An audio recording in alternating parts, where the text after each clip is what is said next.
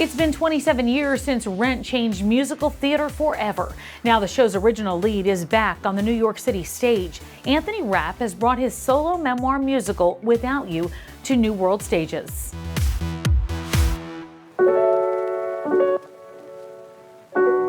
You've had quite an interesting 7 weeks, right? New dad. Yes. What is more of a challenge, the show or new dad? Well, the challenge has been in this last couple of weeks when I'm gone for like 9-10 hours a day, just leaving, because, you know, he's growing so fast. So it's like, I literally left one morning, came back at night to feed him, and I felt like he was bigger in my arms than he was in the morning. So that's challenging, but Sure. I feel like I am able to like focus on the work when I'm here and then focus on him when I'm there. But it's the leaving that's the hardest part. I feel like the interesting part, though, is where your life is right now and then what you're talking about when Yeah. you're at work. I mean, obviously leading up to where you are now, but talk a little bit about that juxtaposition, because that's a big one.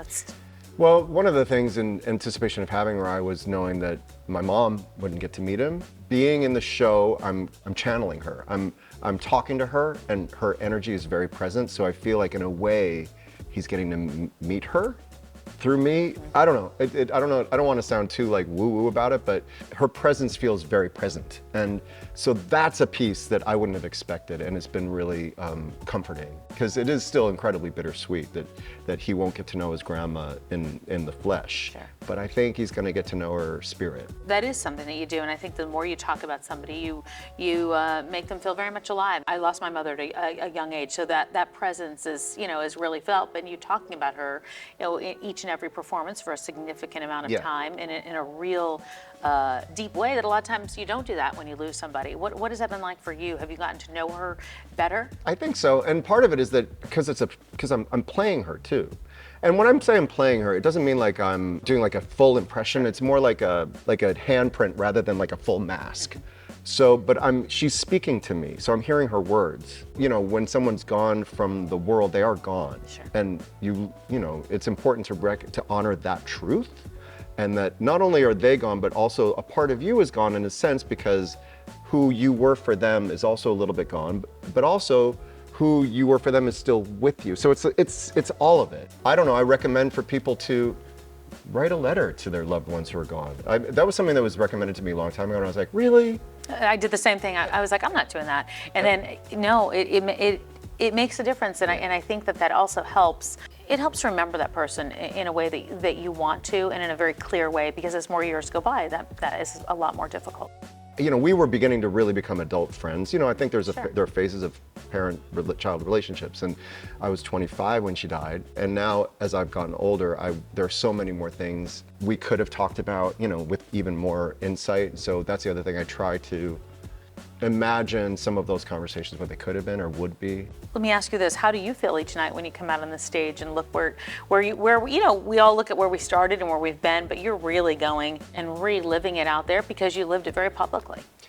I feel like it's so vivid. Like, it's not that I'm having to reach back in memory. Sure. And you know, the whole experience in the first place was so intense. And I read a book years ago talking about like when intense things happen, the traumatic part would be PTSD, but that your neural pathways get carved by it. Mm-hmm. That's what it feels like. It's like I don't have to go, what was that day like when that happened? It's right there. So I feel like it gets evoked, it's present, and I'm really in it, but it's also I get to the sharing of it.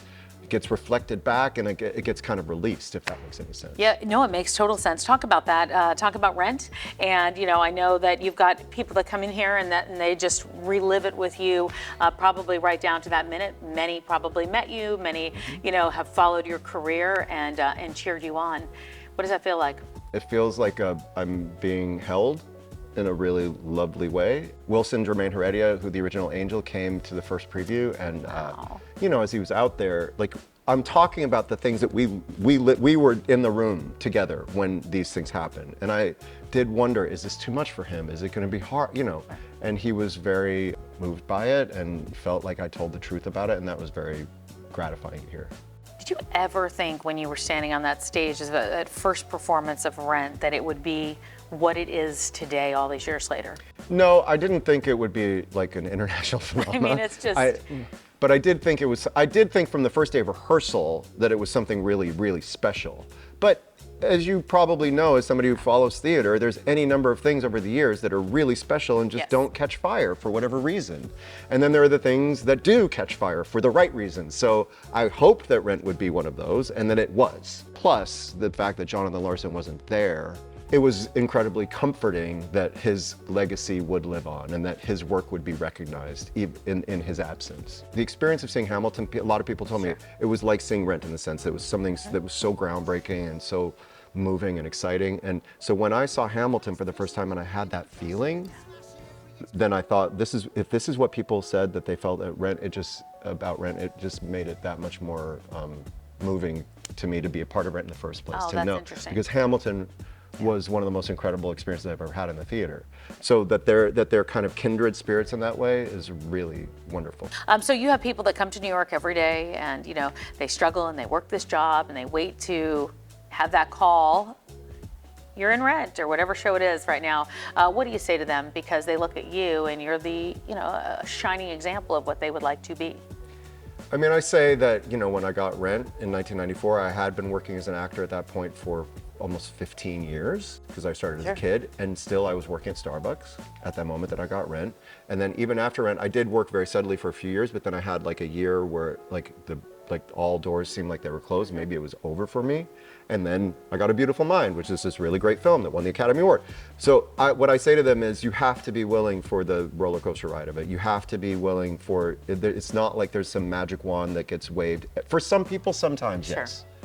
There are people who win Academy Awards and don't work for a year or two. So you just have to be willing. If you're going into the career for this golden thing that you think is going to happen, and then everything is like that, then you're going to drive yourself a little nuts. It has to be for the reason of being a part of something that matters, self-expression, whatever it is, that you have to have that in yourself, because the external success or failure, quote unquote, is not the arbiter.